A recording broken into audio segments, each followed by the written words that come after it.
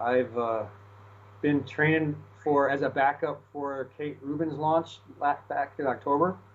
And just as a contingency, I was training for this just in case it got finalized, and I'm super happy that it did, and I'm feeling very ready to go.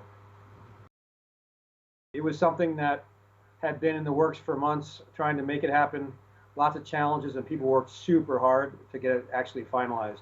But that entire time, regardless, I, as a member of really 4 people, because we weren't sure if the Russian that I replaced, Sergei Korsakov, or I were going to be flying, all 4 of us were training for that spacecraft with only 3 seats in it. So we were ready for whatever contingency we needed to do, and that's how we ended up today, ready to go. I would say the reason I'm launching is really to make sure we have a continued U.S. presence.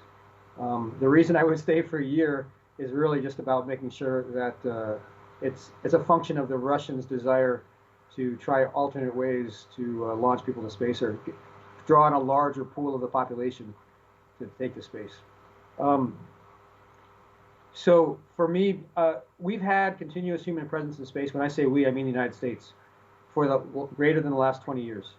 And if there is a chance, if I wasn't on the spacecraft and one of our commercial spacecraft was delayed in launching, that we would actually end up with only Russians on the spacecraft for the first time. Now, there's issues associated with familiarity with the U.S. segment of the space station.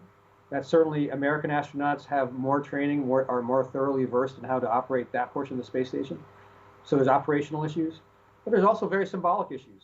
We've had a very successful, unbroken cooperation with our international partners and had human presence there. So I think both operationally and symbolically, it is very important.